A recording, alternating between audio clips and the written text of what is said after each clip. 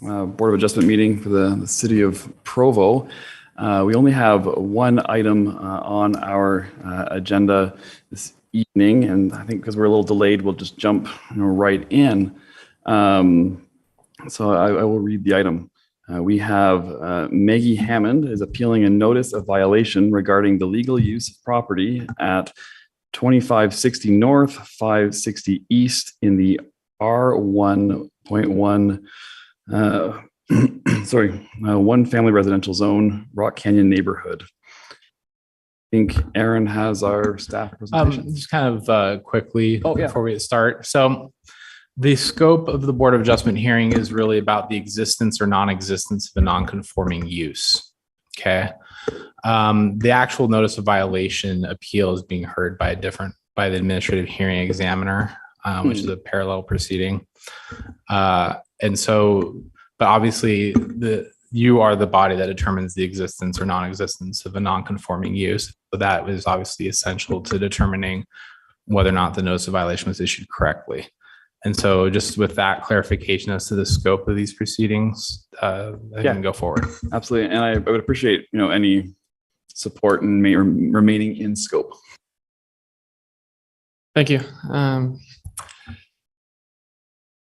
So my name is Aaron Ardmore. I'm with the planning division, and I wrote the staff report for this appeal. So looking at the property on the screen, it says in the R110, one family residential zone. As I started doing my research on this appeal that came from the notice of violation on the non-permitted use of an accessory apartment, I found records on the property, which indicated the legal use establishment from the city. The first of those was 2007 zone verification sent from the city to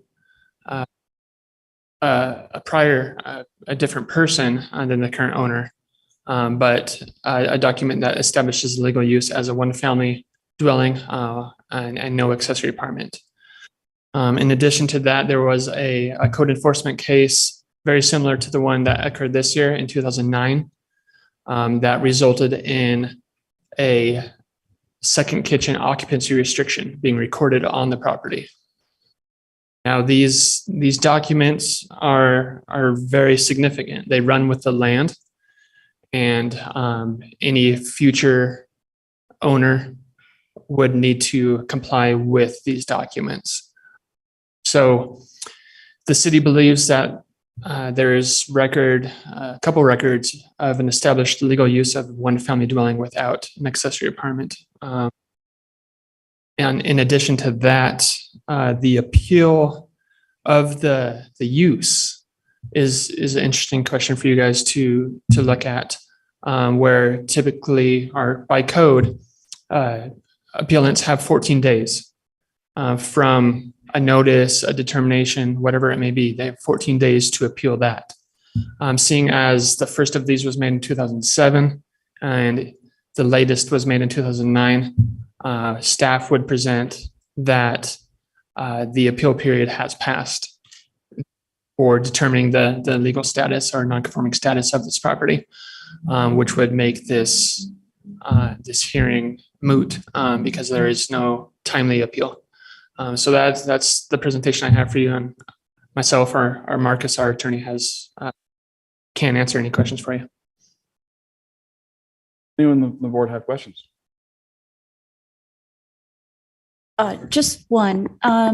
So this occupancy restriction, were they told that they may not have two kitchens, or that they cannot have residences? Like some people have the summer kitchen or canning kitchen. Sure. I can answer that question. Okay. With the occupancy restriction agreement, which is often colloquially referred to as a second kitchen agreement, what that is a condition of allowing you to have more than one kitchen in your home. You're agreeing to limit occupancy to one family only. Under our code, normally you can have up to one family plus two additional people in your home. You're giving up that right. And under the second kitchen ordinance, as found in Provo City Code, it specifically outlines, what must be contained in this agreement. And again, in the purpose in the ordinance, as it says in the ordinance, is to prevent the creation of an accessory apartment or duplex.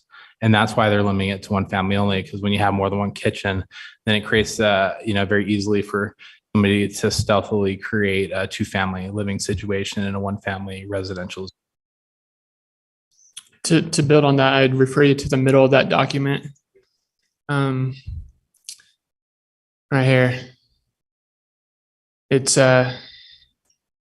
references that it shall not be interpreted as allowing for or permitting any form of accessory apartment, second living unit. So I think it's pretty clear. Thank you. Thank you. I have two questions. My first question is, as we know that council has kind of perpetually changed certain areas, and since 2007, there's been mother-in-law allowances in certain areas. While a home could be designated allows for a mother-in-law apartment or anything like that. Is there anything in that area or anything? Do you guys know if there's zoning that overlay of any type?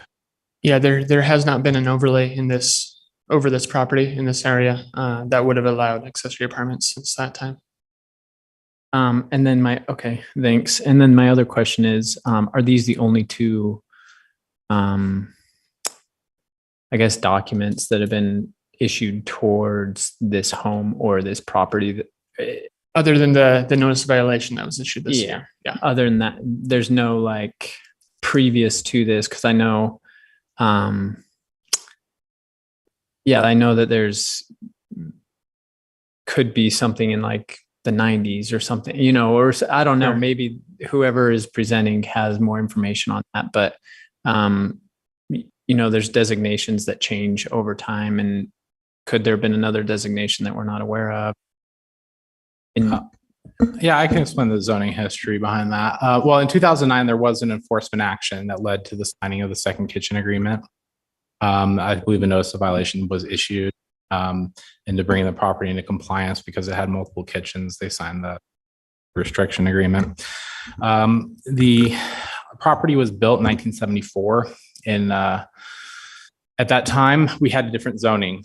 In December of 94, we did a complete overhaul of our zoning in Provo into something that very closely resembles the current way that we do zoning. Certainly, at that time, it was zoned R110. Okay, when it was originally built, it was called R3, I believe. I know there's some saying about R2, but actually in the documents, there was a document that suggests it was an R3. Be that as it may, whether it was R2 or R3, at that time, that meant something completely different than what you would think it means today. Okay, so R2 in the early 1974 zoning code, under the code at that time was a single family zone, but it allows for some more, allowed you to have up to 4 boarders, up to 4 people living with you but as one family unit and with only one kitchen. So anything that was built contrary to that would have, as a duplex or with an accessory apartment, would not have been allowed under that zoning, either R2 or R3 in early 1974. But when they did a complete overhaul in late 1974, the zoning, it was reclassified as an R110, but it was always a single family zone. Okay, thanks. And just a follow up on this occupancy restriction question. Is there some legal ground for the notice of violation versus on who signed this document? So I'm assuming, I'm not sure, I haven't read in. So Kyung Hee Sao, the person who signed that document, was the owner at the time. Okay, so that person was agreeing to that for that situation, but the new violation. That document, the occupancy restriction agreement, runs with the land. What that means is it's binding on successive owners.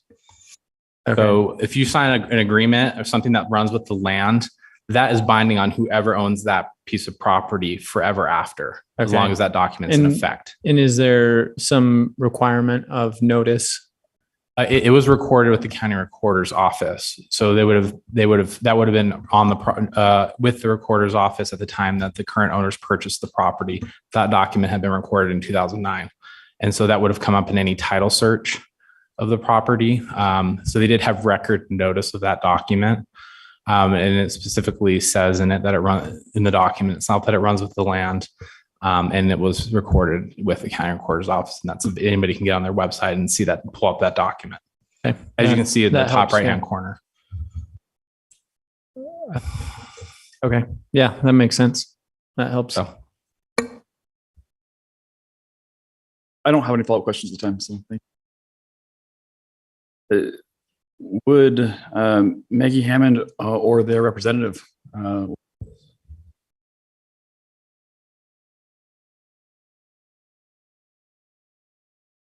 I'm an attorney for the Hammonds. okay. My Yeah, name so is you- Mark Stubbs, members of the board. My name is Mark Stubbs. I'm an attorney with Fillmore Spencer in Provo. And I just want to address the jurisdictional issue. He said it would be moot. In other words, you wouldn't have the authority to rule. I don't think that's correct. I think you do have the authority to determine a non-conforming use really at any stage. You can look at those violations, basically overrule what was decided before. And the record is curious because counsel for the city has told me previously that R2 meant something different back in 1970, whatever. Well, we haven't seen that and we don't have access to those codes. And so my clients look at the record, it says R2. I don't know if it says R3, but the building application is the only document we could find. And so I would suggest that the board has the authority to grant a variance, especially if you look at the grandfather rights that they are claiming, they think relate clear back to the 1970 application. The kitchen was put in when the house was built. The kitchen and the basement apartment was all built at the same time. It wasn't added later. It was. So we think the board does have the authority to rule, especially with your equitable powers. That's basically what the courts have said, is that the boards at this level have the power of equity. Equity means fairness. In other words, you can decide if the variance is going to hurt the other property owners, and it's been that way for many, many years and hasn't, or if it will disadvantage the buyers. And I'll let Maggie Hammond present because she does a much better job than me. I just wanted to raise that issue on the jurisdiction.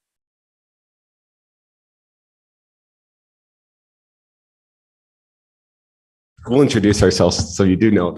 I'm Jeff Hammond. This is my wife, Maggie Hammond. We have a 2-year-old son, Robbie, and we bought the home a little over a year ago. And Maggie's a much better speaker than me. I'm just going to be handing papers out, and so I'll let her do her thing. Thank you. It's really nice to meet you guys. Thank you so much for being here. We know you're a volunteer board and appreciate your commitment to our community and everyone else who's here. And we want to thank everyone who's here as well. And I think we are all here because we share a love and a passion for our community. And I think we certainly all have that in common. So first, I think Jeff and I did want to just start by reiterating we're really not attempting to get into a debate on Provo City current position on accessory dwelling units. We're really just appealing to suggest that our property should be granted the non-conforming use clause based on the information that we're going to present. And as Jeff said, so we are the owners of 2560 North. We live there with our 2-year-old son, and as you've learned, the basement has an accessory dwelling unit, which was there at the time that the house was built in 1974, when it was built in the R2 zone, according to the zoning document that we were given access to. It also it currently has and has always had a separate entrance and a separate driveway. And we believe we can provide documentation that it has been continuously occupied since the house was built in 1974, for nearly 50 years. So we believe our home should be considered for this and granted this variance based on the following. So first, as I've mentioned, it's original to the home since 1974 when it was built in the R2 zone.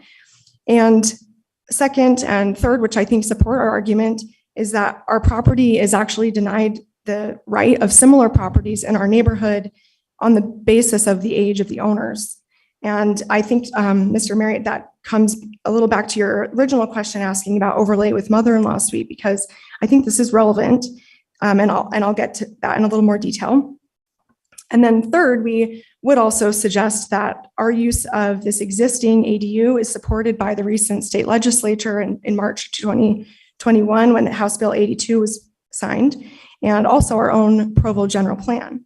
So to expound a little bit on each of these points. So I'm going to provide a summary of the declarations of many of our current neighbors, past owners, past renters. And you'll notice many of them are in attendance tonight, and we thank them so much for being here.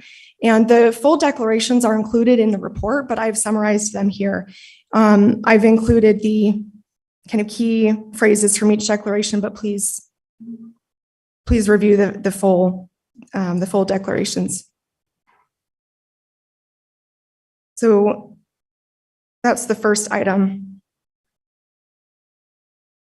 The second item I'd like to ask Jeff to give you, thank you, Jeff, is the original building permit, which indicates that the house was currently zoned as R2. And again, this is what we were given access to when we first asked the city to provide us with the documents.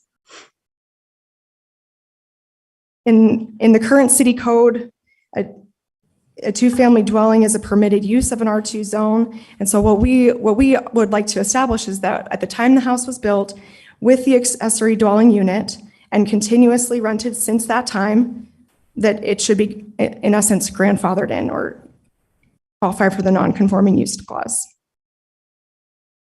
I will also add that in addition to it being present when the house was built, the ADU at our property does meet the ADU development standards as outlined in the city code. And I'll have Jeff bring those by as well.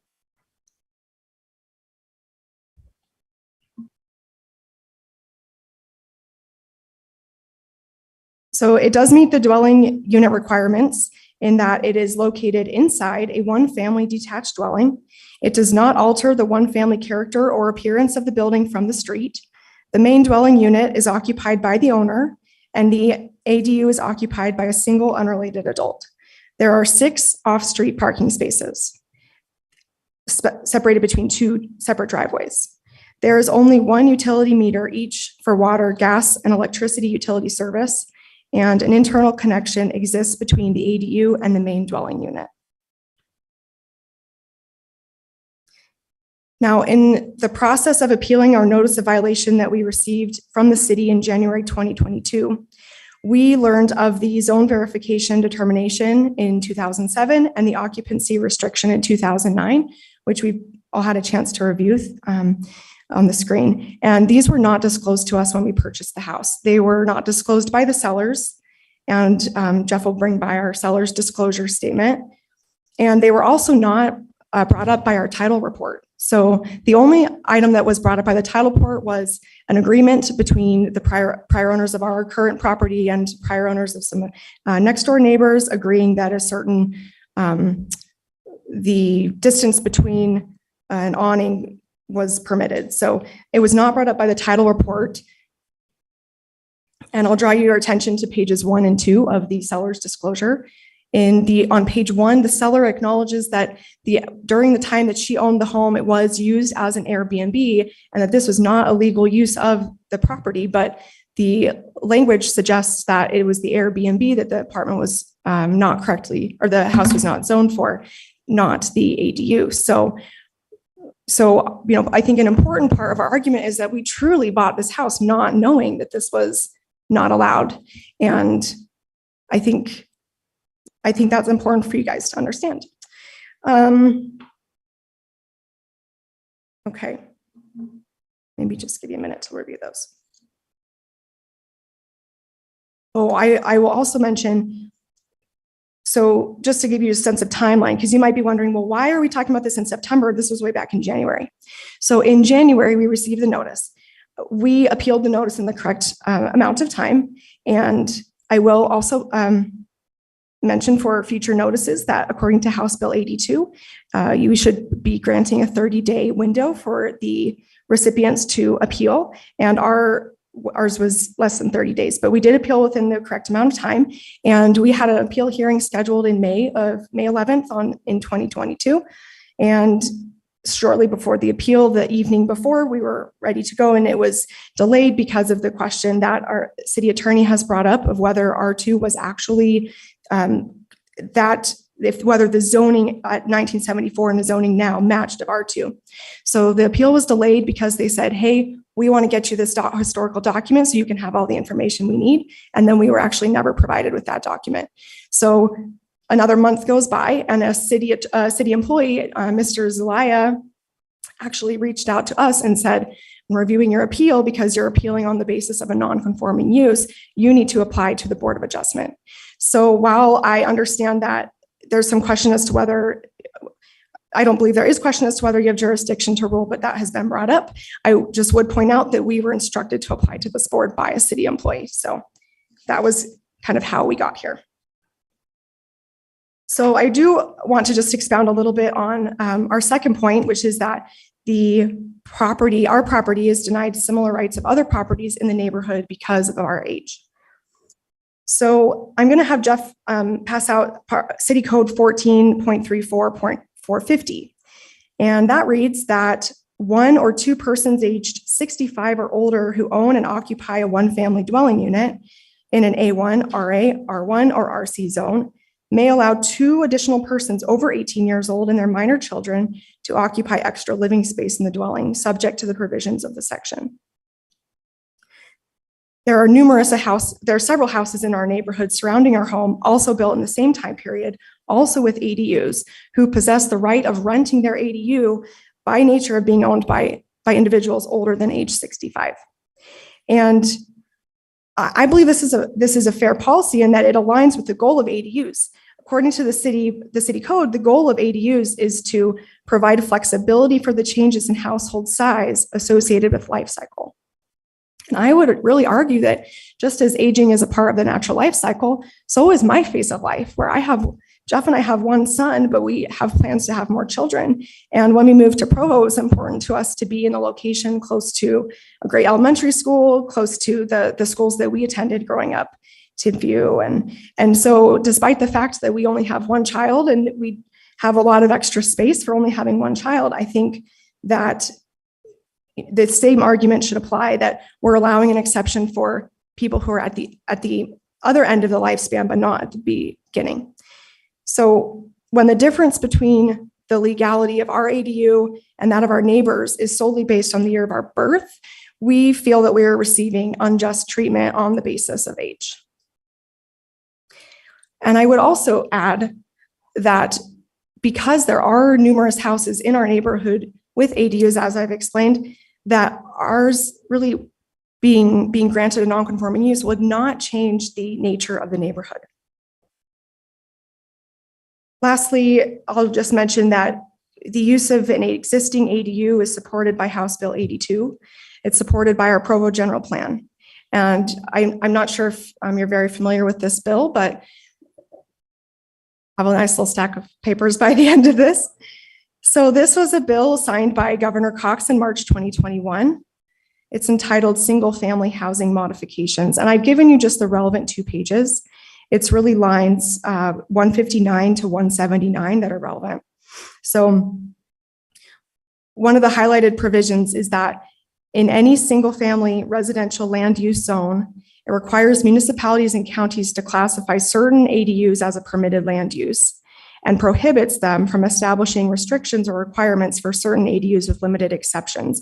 And one of the exceptions is that in a municipality where a main campus of a university with a student population of 10,000 or more is located, then 67% or less of the total area in that municipality zoned primarily for residential use can prohibit ADUs, and that is the House bill. Now, we've been told Our legal representation has been told that an analysis has been done and Provo is in compliance with this, but we have not received this. And I think this is important that it be available to us to review because it is important to this. And the Provo general plan, I'll add, it was at the final page of our application on page 11 does indicate that goals for so-called livable Provo include allow for different types of housing in different neighborhoods, allow for a mix of home sizes at different price points, including ADUs, and strive to increase the number of housing units across the whole of Provo. So while I know that's not directly related to the non-conforming use of our property, I do think it is important to mention that it is some important context. So hopefully I've explained to you that the ADU it's original to the home built in 1974 when the building permit states that it was zoned as R2. It has been continuously occupied since that time. And it is denied the right of similar properties in the same neighborhood on the basis of our age. And in conclusion, we, like all of you, love Provo, and we want to contribute to this community. And we live in an amazing neighborhood that we love. And the fact that so many people are here is an illustration of that. So I want you to know we're putting our whole hearts and souls into this because we love our neighborhood, and this is important to me personally, and to my husband, and to my son, and my future children. The monthly rental income from our ADU made it possible for us to purchase this home, and the dual use of space made it justifiable at this point in our lives. We purchased this home with the past in mind. We're close to where we grew up and where our memories from living in North Provo are, but more importantly, we've purchased this home with our future in mind. And we ask you to grant our variance and please help us to create a neighborhood representative of Provo's motto, which is welcome home. Thank you.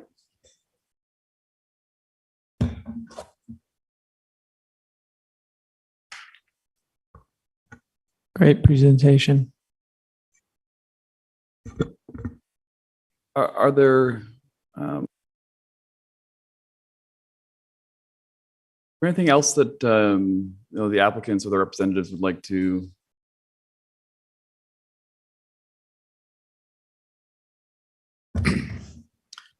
Just a couple of matters about how the courts eventually look at these variances.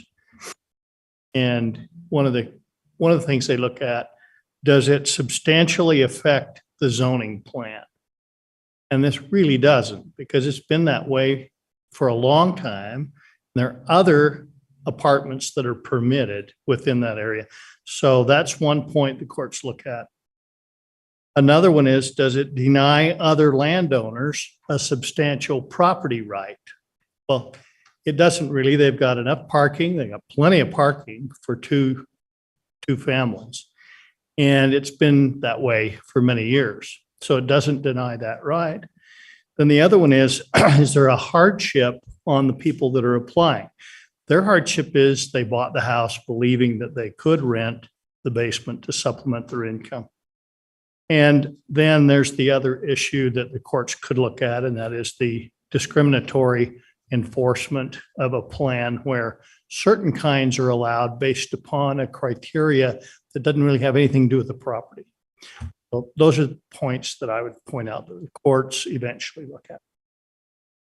Might I ask, do we have any sense of number or location of these other dwellings that are essentially being used as conforming ADUs? So what we know is that within our very small neighborhood extending from, if we had the map, but essentially Timpview Drive to where the neighborhood exits on Canyon Road, there in January were, oh, thank you. Thank you so much. Okay, so yeah, it's not the whole thing, but I guess the first thing is, can I figure out how to use?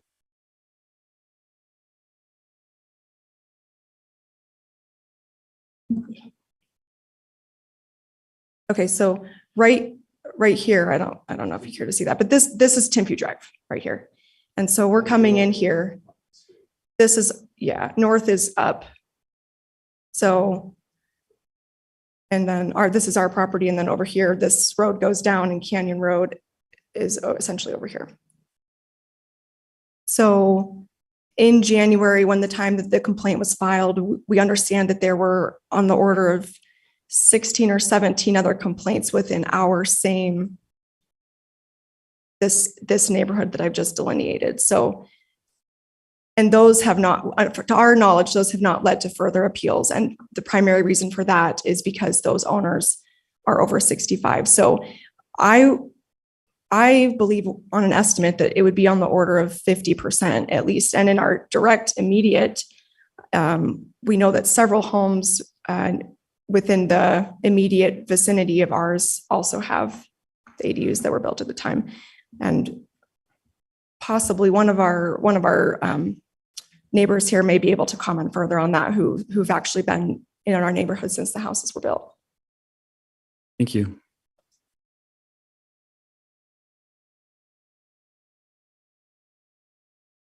Okay, great. Thank you. Then I guess. Can I respond to some of the legal points that were raised? Sure. Okay.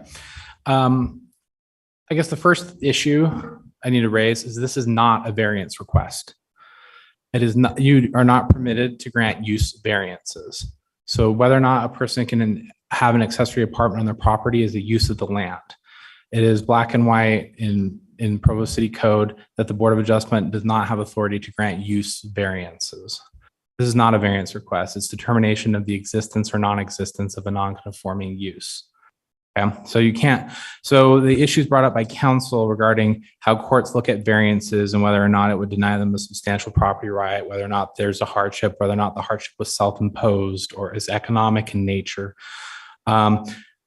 Those aren't issues for you to consider because this is not a variance request. You can't grant this type of variance. This is not the type of thing where you can grant a variance. You grant variances for setback requirements, for height requirements, that kind of thing. But uses of the land are not something that you have authority to grant a variance on. So I just want to make that point.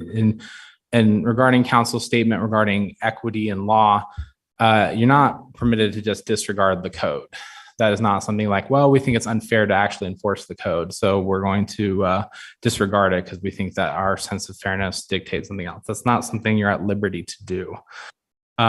So with that, I want to address some of the other points. The use of the property has always been single family zoning. It's never, ever allowed an accessory apartment. It's never been in an ARS overlay when that was a thing. Under the current Title 14, Chapter 30, which they give you one section of that code, it specifically delineates where accessory dwelling units are allowed and what zones, where that's a permitted use, and R110 is not one of them. Okay, so that recodification or revamping of how we do accessory dwelling units in Provo was in response to House Bill 82. House Bill 82 explicitly allows a city in Provo circumstance to prohibit accessory dwelling units in 67% of the total area of the residential zone, primarily for residential use. So when that happened, we took a look at what areas we were allowing accessory dwelling units, whether they met the standards of HB 82, and how much of the area of that, what zones we considered zone for primarily for residential use, and what percentage of the total area of those zones were residential conservation, where at the time those were permitted uses. In response, we said, all right, we need to allow it in more areas of Provo to get it up to the 33% threshold that we must allow it. And that was done, and R110 was looked at and considered and rejected. So those were the elected representatives for the city of Provo. That's the democratic process and how it works, and that's what occurred. So R110's never, that's never been part of an ARS overlay. It's never allowed it. When it was originally built, on the building permit, it says R2, but the original zoning map at that time has as an R3. So that's where the discrepancy lies. As I explained, as I provided to council a copy of the code of what the R2 permitted uses were and the R3 permitted uses were in early 1974, that specifically says that single family homes are the only permitted use. It didn't allow accessory apartments in either of those zones at the time. And then in late 1974, we completely revamped the code. It was rezoned R110 and has been that ever since. So whether or not a second kitchen, which has always been allowed, was on the property from the original building or was installed later is really a red herring.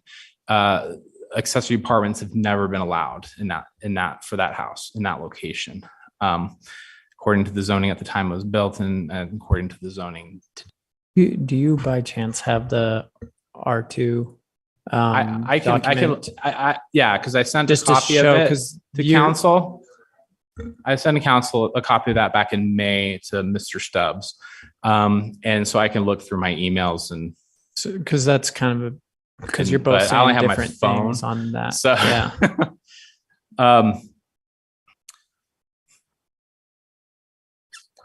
If it,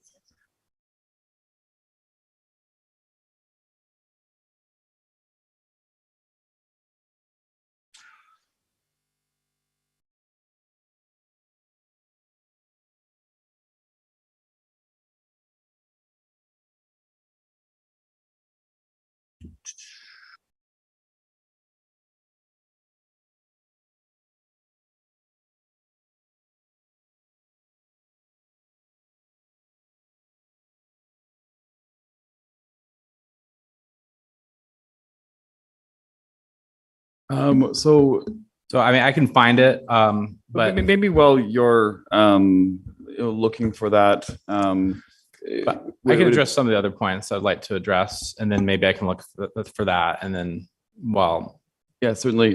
So I want to make sure that we have space for the community members to speak as they might like. So would you like to address your points first? sure, and then yeah, let me finish addressing Yeah, some of please those go ahead. points. I also I think it ultimately, again, the zone verification letter that was sent in 2007, on it in black and white, it says you have 14 days to appeal.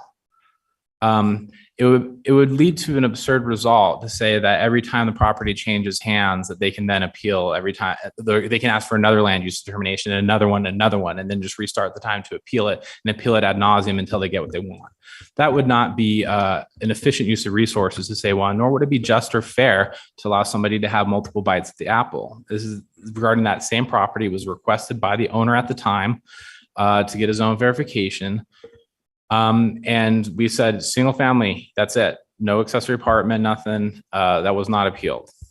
In 2009, during an enforcement action, yeah, they've mentioned that, yes, it's been used as a basement apartment over the years.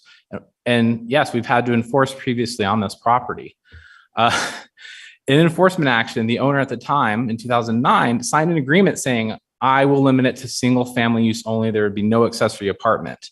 That agreement, that was recorded on the property.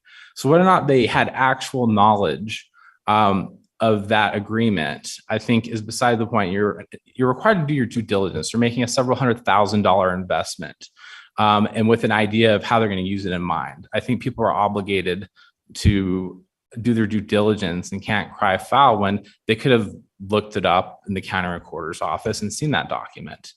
It's there. You can pull it up. You can pull up the county recorder's email right now or website right now.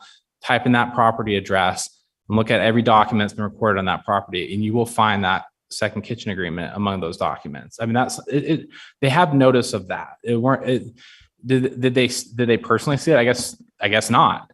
But it would lead to an unfair result that people could just buy it, say that, well, I didn't know, claim, willfully keep themselves blind or negligently or however, and then just say, well, it's not fair that you now seek to insist on compliance with the law because we didn't have actual knowledge of it. I mean, they could have found that out if they had looked at the documents, whether or not this was a legal use of the property. There's I think somewhat of an appeal to emotion that is going on, and I don't think that is. I think we're bound by the rule of law in this country. That's, it goes back to, Thomas Paine thinking it was common sense that we are a government of laws and not of men. And so we have to be bound by the law. And whether you think it's good policy or bad policy, I mean, that we elect representatives to decide that policy. And it's up to them to decide where accessory dwelling units are appropriate and when they're not appropriate. And you can think it's a good or a bad idea, but ultimately they're the ones that are accountable to the voters. And they've determined in their infinite wisdom that in this zone, you shouldn't be allowed to have it. And whether or not they've had one there, it was abandoned in 2009. There was a previous determination that was not appealed in 2007, and the zoning has never actually lawfully allowed it. And like I said, I will go through my emails to find what the exact date I sent that to Mr. Stubbs, and I should be able to pull the attachment off of that email. And then I guess I can email it to you so that you can look at it. But that was provided. I think it might have actually, it was either early, like it's here on May 10th. I sent that to Mr. Forward that to you if you would like. But I will need your email address. You can send it to my email. It's just Wes, W-E-S .Marriott, M-A-R-R-I-O-T-T @gmail. That's not Marriott @gmail. Mm-hmm. You're all invited to spam Wes's email now, so please. R's 2 T's, right? Yeah, 2 R's, 2 T's. Because personally, I feel like that's actually a big point of understanding what was actually allowed when it was made. So would it be appropriate now then to open up for community comment? Yeah, I mean, yes, I think unless they want to respond to what I said first, I think it's appropriate to open up public comment for the normal amount of time. Yep, I'd like to go ahead. Yeah, so we'll open up to community comment then. So if anyone would like to come and speak and state your name and address for the record, and then we'd love to hear your brief comment. Okay. My name is Rosemary Wilson. I'm an 80-year-old widow, and I live just east of this property in that little tiny slice that's 625 East. And I've lived there almost 40 years. I've lived on the street down below where other homes now are. I lived there in, I think we moved in 1973. So I've been there a long time. And I had a brother who was city attorney for a number of years. And we talked about how the lines sometimes have been disputed because of maybe poor surveys. And my brother said, you know, most of the problems that they have are neighborly things, and they will grandfather in problems with the zone, with the surveying. And we actually did have a little bit of that problem. The home just east of me, actually, the survey that they had would have cut my half of my driveway out. But the fellow who built this big, beautiful new home next to me was so nice. He didn't want to disturb my driveway, which is my daughter, my 60-year-old daughter lives downstairs in my apartment. He didn't want to disturb her drive strip. And so that's the kind of things that I have seen happen in our neighborhood, is that we've kind of cooperated and gotten along and smoothed out a few little feet here or a few little feet there. And I remember with the Hammond's place, that east line going north and south was disputed by this Korean lady. And she had an attorney that wanted to take out our strip of grapevines and a couple of trees and a whole bunch of shrubs because they thought it was off 2 feet. And at that time, I had a brother-in-law who was an attorney, and he appealed to their attorney, and they decided not to take out that whole bunch of trees. And because that home had been built so many years ago, they just grandfathered that in. The thing that bothers me, and I think we need to have a little more humanity here. Look at the size of their lot compared to mine. I have a smaller home. I have a basement apartment because I'm over 65, and that's fine. The people across the street from us, several homes have the same arrangement. They've had apartments for a long time. We've had wonderful neighbors with these basement apartments. I know in 559, that's my brother and sister-in-law. They have an apartment in their basement, but they're over 70. And these people are not related to them, but they're people that were evacuated when North Canyon condos burned. You're familiar with that. And they took them in and have had them ever since. They're humans. They're decent, nice people. And that's what we have in our neighborhood. I just remember coming to a meeting here a few years ago when there was a question there on Timpview Drive, just south about a block or so. If you're familiar with Rock Canyon School, it's just east of that. It was just a big old field, cornfield for years and years. And I think a Mr. Dester wanted to have a variation on that so he could have a lot of units. And a lot of our neighbors thought that was overbuilding that area. And if you've seen it lately, you know that it's just crammed in there. And I don't know how an ambulance could get to the back apartments, actually. It looks so crammed in. But they passed it over some of our objections, saying the government wants Provo to use higher density. If they want higher density, why would they complain about this little apartment in this home with these good kids? Thank you. Thank you.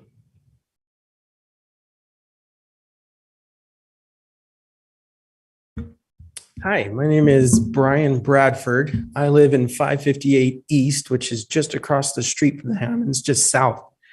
I want to thank you guys for doing your civic duty. And I want to just state right off the bat that I'm in favor of the city zoning laws. I support them. I think they're important and they're there for a reason. They keep us safe. They keep us organized. But this board also exists for a reason, and that is that when policies and laws are made, even though we are ruled by laws, they don't always fit well with individual citizens. Sometimes exceptions need to be made. And I feel that this is one of those instances. You'll notice that at least 7 or 8 of the people here tonight are in favor and supporting the Hammonds. All the people that have properties adjacent are here, and we're just trying to show our support and our concern for their well-being. Of those that might oppose this, I have noticed that a lot of information has been going around on Facebook and through email chains of the people in the neighborhood. And these people seem to think that this is a really bad idea. I don't see any grounds for this. All the people that are directly affected are here and in support. Those that oppose this do not live in this neighborhood next to the Hammonds. Any problem that may come up with housing prices or this could erode the neighborhood, there's no real grounds for that, and there hasn't been shown any evidence. In fact, if you'll indulge me, I'd like to read a sentence from an email that was sent 2 days ago to this same group. If we allow exceptions to the law, then I fear that we are giving up on keeping our single family neighborhood. That's what was set out to everyone. Not in this building, in a far smaller and darker building. 6 years ago, my wife and I stood in front of this same board and asked for a variance. We wanted to build a garage. And we were opposed. The staff opposed us, planning opposed us. And the same people that wrote this email also opposed us then. They didn't come talk to us. There wasn't a discussion on our plan. It's just that we couldn't find another way to make it work. And not surprisingly, but the board at that time granted our variance. We were able to build that garage. We were able to landscape out front. It's one of the, I don't want to toot my own horn, one of the more beautiful homes in the neighborhood now. And not surprisingly, since that time, housing prices have skyrocketed in our neighborhood. I think it's because of my house. Thank you. Now, I said that to get a bit of a laugh, but it's silly to think that granting a variance for my garage raised everybody's housing prices. The inverse is also true. Granting a variance for the Hammonds is not going to reduce housing prices for anyone else in the neighborhood. And I think you should grant this exception. Thanks. Thank you.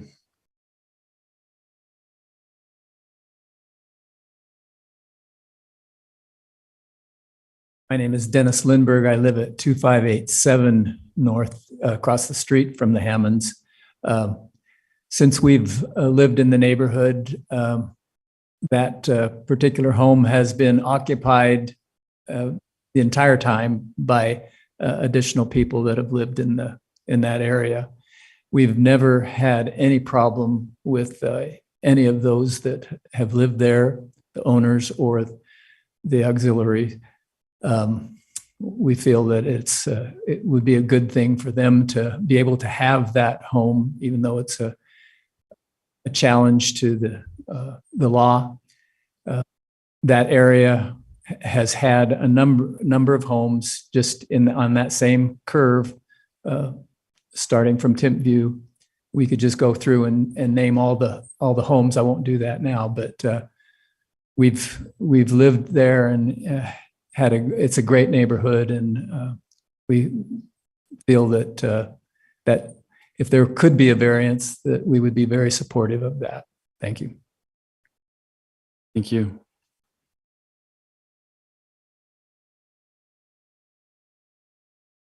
Hello, my name's Ken Dudley. I live just north of Hammond's house in 2600 North.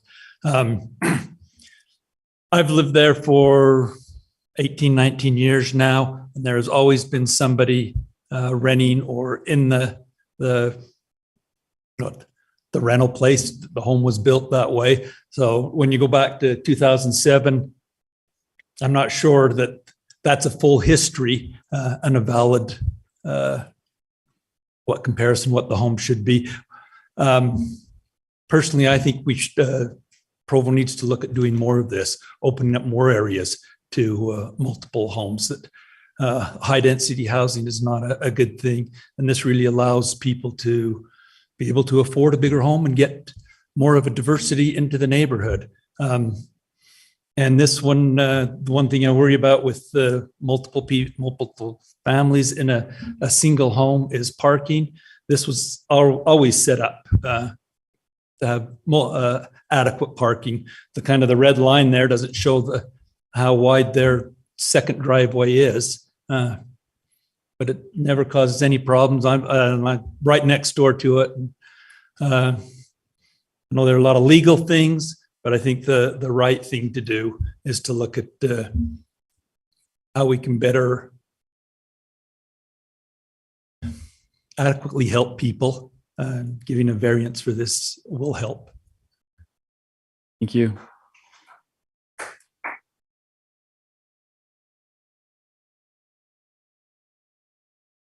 I'm Sandra Shumway, and we live on 2550 North, just across the Tim. And we've lived in this neighborhood since 1974. This is the fourth time that this has come up, and I've gone to all of the meetings. Now, when you bring up that the last time it came up, they did they said, well, we'll do a compromise so those who are over 65 can have people living in their basement. There are 11 houses on our street that face the street. 5 have people living in the basements. 3 are legal because they're over. We are between 2 illegal driveways, our house. City code is you can't have driveways concrete up to your property line, and they are, and there's nothing we can do about it. That gives them legal parking for their illegal people living in the basement. Next door to us, the owner lives in Highland. He rents it to 2 different families. They're not causing us any problems, but nevertheless, laws are laws.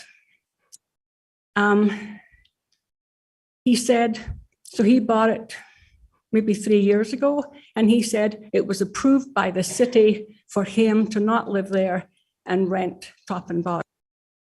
Now, this is a slippery slope, and I feel sorry for people. I know how much, I have 6 kids. I know what they're paying for their mortgages, for their rents. I understand all of this. But once you start doing this, everyone is going to say, well, I need it.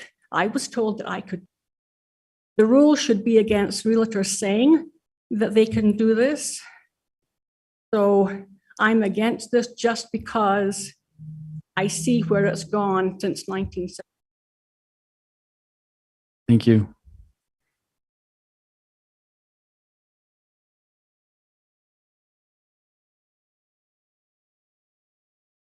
My name is David Wright. I live in the Rock Canyon neighborhood. I'm intimately knowledgeable about ADUs. I'm the neighborhood chair. This came up in at the end of last year because of HB 82, and the city was considering making ADUs citywide. Our neighborhood had a big discussion about it. This has come up multiple times. It's a very divisive issue. Some people really want to have ADUs. Most people don't even want to talk about it. But when they get pressed and we have a good discussion about it, then the disadvantages of ADUs come up. And they came up and they were vetted with the city council. The city council is the only body that can make a decision on something like this. But I thought it would be important to say something about it. The Hammonds are nice people. I absolutely know that. There are a lot of nice people, but we have to abide by the rule of law. The consensus that we came up with when we went to the city council and they listened to us was that ADUs are dangerous. We are right next to Brigham Young University. Brigham Young University no longer requires students to live in BYU approved housing. They can live anywhere they want. And if we start having ADUs, our neighborhood could turn into a bunch of duplexes. Now, they don't look like duplexes, but they would be duplexes. And there could be 3 people living upstairs and another 3 living downstairs legally, and maybe 4 or 5 if we didn't know who was living there. And it's a very real fear. So that's the concern. The idea that ADUs make your property more valuable, well, they may make an individual property more valuable, but they do not make the neighborhood more valuable. Jim Curl, an economics professor, made a strong case of that council, and that argument seemed to be accepted. Wes, you must be Will Marriott's brother. I thought so. I'm Jonathan Wright's father. So we have a little connection there. So these are emotional things that has come up, as Sandra pointed out, multiple times over the years. It's not a pleasant thing to discuss, but when it does get discussed and everybody comes up and says how they feel, it always seems to go down. So I don't think you have the authority to make a decision on this anyway, but I thought it'd be important to hear how the neighborhood felt. Thank you. Thank you. Is there anyone from the neighborhood who? I just need to read in these 3 emails. I'll hand them to you. These were people that couldn't come. Dave Magleby, Marilyn Danicki, and Judy Clark sent their feelings, their comments on that. So I'll give those emails to you. They all seem to be opposed. But I also have the R2 and R3 from the 1974 code that I can give to you. If you got an email of it. I did email it to Wes and to Right. So I'm going to give Maria. I didn't email it to Andrew because I didn't have his email address. I don't want you spamming my inbox. I get it. You get all these spams from provo.org email address. I appreciate that. Anyone who hasn't spoken from the community that would like to take their 3 minutes?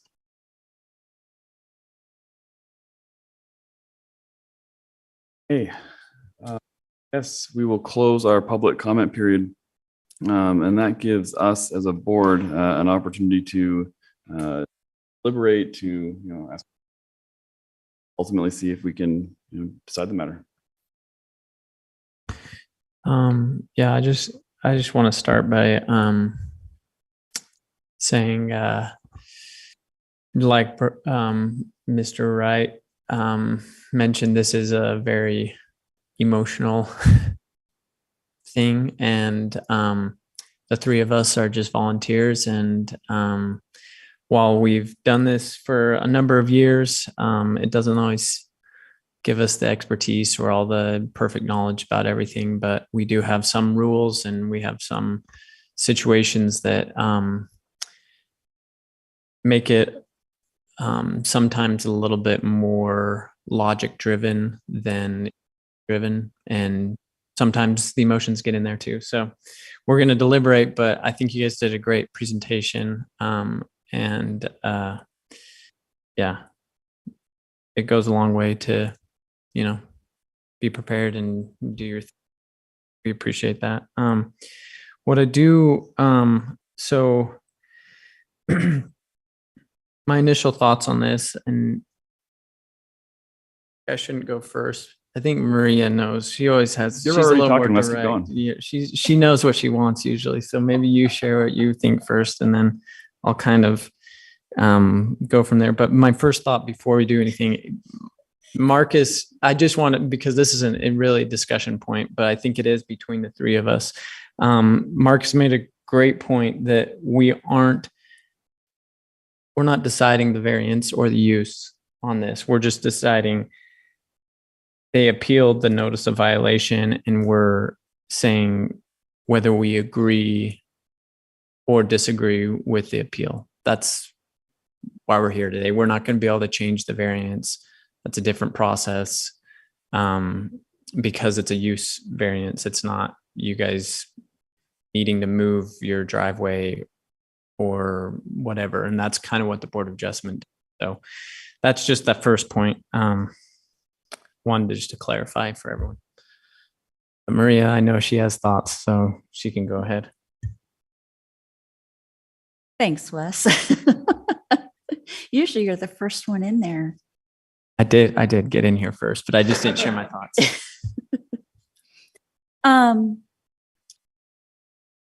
Okay, first of all, I have to say that I really dislike having these right here because I know I can't see y'all. So it's not that I'm being unfriendly. I just can't see y'all, and I apologize for that. So this is not being antisocial. I agree with Wes. Y'all did a great presentation, and I empathize with the position that you find your. I have several thoughts. One thing I just wanted to clarify from Mr. Wright's comment when he said that when the city was talking about which neighborhoods to allow having ADUs, and that their neighborhood was split because they didn't want all the houses in their neighborhood to be turned into. That is not what having an ADU allows you to do. Having an ADU just means that you're allowed to take part of your home and turn it into an accessory dwelling unit. It must still be owner occupied. So that doesn't mean that you can move away to Highland, like in the case of Mrs. Shumway's neighbors, and rent both parts of your home. I just wanted to clarify that. So on with my my comments. It sounds like y'all's neighborhood has been having, I don't want to say an issue, but has been having this situation for multiple years where people are renting out parts of their home, whether or not they're 65 or older, or where people are renting out both parts of their home and it's not owner occupied. And fortunately, based on multiple comments, it doesn't sound like y'all are having much of an issue with it. You haven't had bad renters in the neighborhood, and that's wonderful. That is not common in a lot of areas of Provo, and that is why it's necessary for these codes to exist and to be enforced. Consider y'all's selves fortunate that you seem to live in a little bubble, a very nice bubble, where you're not having these problems, because believe me, they do exist in other neighborhoods. And so y'all say that you've got great neighbors, and I don't want that to change. Congratulations. But having said that, and having read the code the way that it was written in 1974, it appears to me that this house was built in a single family area, and that was the intent. That's the way I read it. Also on the application, the building application, it also says single family that I noted here. I think that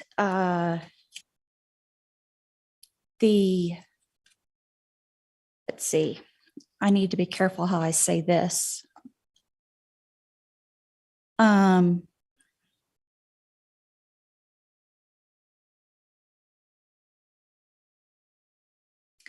There's due diligence that buyers have to do, but there's also some amount of trust. And you depend on the seller's property disclosure, and you depend on a title agency to be forthcoming. And just having read the emails and heard the comments from the neighborhood on the seller's property condition disclosure on 1C, it says, during the time the sellers own the property, has the property ever been rented or leased? And the no was marked. So that was an interesting observation that I read. So that's something that, you know, if you're new to a neighborhood, how would you know that? The neighbors might know it, but a new buyer wouldn't. So, you know, I don't know if that, you'd have to talk to your attorney to see if that's anything that we're not taking any more comments, sorry. But, you know, that's something that perhaps is a future conversation for you to have. But that doesn't have anything to do with our decision here. My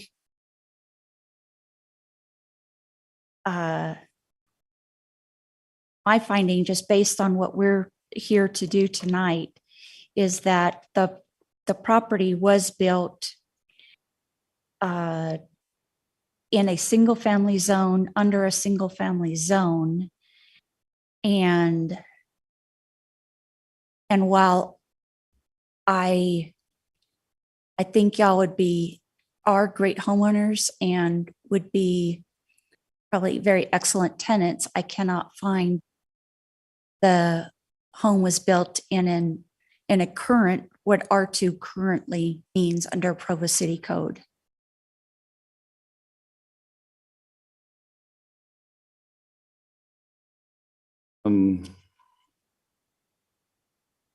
What's been said, and I think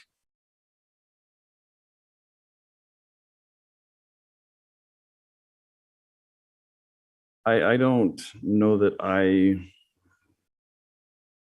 within our, well, put it this way, well, I think there's been some good arguments made that bear consideration. Those that we're actually able to and decide upon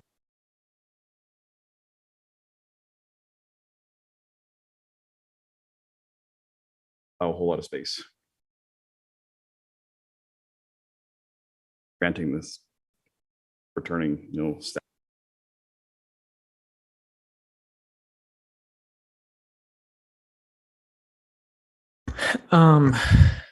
So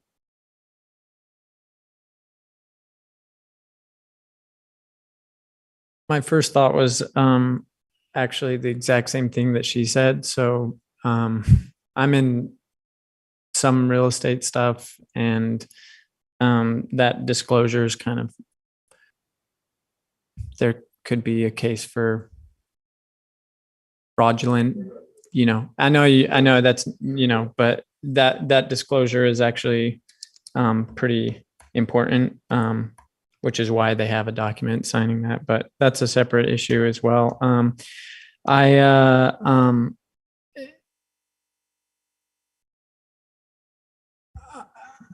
Marcus knows I usually fight him on pretty much everything he says.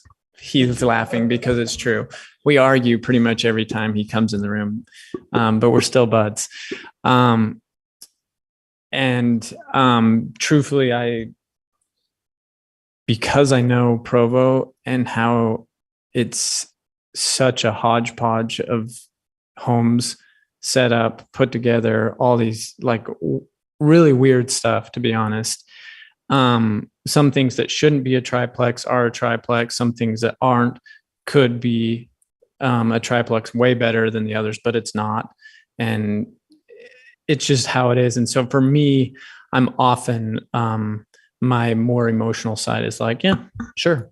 Do whatever you want, actually, because that's pretty much what Provo is. We can say we have a bunch of laws and all this stuff, but it's pretty rare that we enforce them. So the fact that you're here means that, somebody's trying to enforce them. Yeah, I mean, like I said, as much as I want to agree with you on all the accounts, I read, and maybe Marcus sent me a selective thing just to prove a point to me or something, but I read over the document as well. And even the R2 doesn't state anything really in the leeway of accessory dwelling. And so, and there's a part of me that wishes, it's been done for 50 years and there should be some long-standing, this is, grandfathered in or whatever. But the truth is if it was illegal for 50 years, it's still illegal now, right? Based on what the city is saying and what the code is saying, and which totally stinks because it's garbage, truthfully. Like it is, because if you look at the rest of their neighborhood, there's stipulations that allow, if they put it in their parents' name, suddenly they're okay. Sorry, I assumed your parents are over 65. That's my bad. grandparents and whatever. But if they put it in their parents' name, suddenly it's an okay thing because it's in the family or whatever, and they could just whatever. I'm just saying that there's just so many ways around these stipulations, and so yeah, it stinks. But I personally, what I'm finding is that, you know, maybe if they appealed it in 2007 and said, no, it's actually a thing and yada, yada, and that should stay the same. And then, yeah. So the people who didn't, it wasn't even the previous owners that could have appealed it. It would have been the previous owners that could have appealed it. But yeah, yeah, maybe as soon as they got the notice, they tried to sell. I don't know, whatever it is, but yeah. And obviously me and Maria see things a little differently on some things, and which is on a lot of things, maybe, who cares? Well, that's not showing up unless he's made someone angry. Yeah. But I'm usually siding with the people. Let's put it that way. But yeah, at this point, I just, based on all the evidence and everything, I feel like we can't overturn what the violation is. And that doesn't mean that you guys can't go try and change whatever, right? And I'm not suggesting you do, but you can go change other things, right? Yeah, Bill's having a heart attack back there. Okay. But there is a lot of things you can do. And some things I wouldn't even suggest because I'm on public record here, but maybe after I would suggest. Yeah, exactly. Yeah. But yeah, that's kind of where I'm at. I just feel like I'm kind of in the same boat as you. Yeah, no, I think make a maybe motion. I'm sympathetic to your points, and I think Maybe you make the motion then. I'm not going to second it though.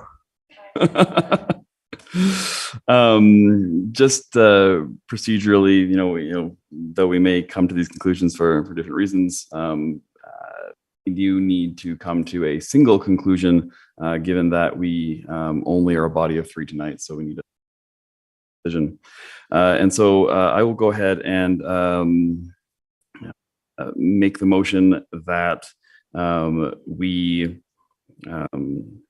accept staff's recommendation and that we deny the appeal of notice of violation regarding the legal use of property at 2560 North, 560 East in the R110 zone.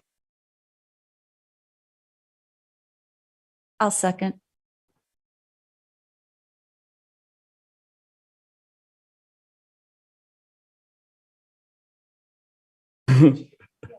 All right. So hearing Maria seconding, I will vote for my, in favor.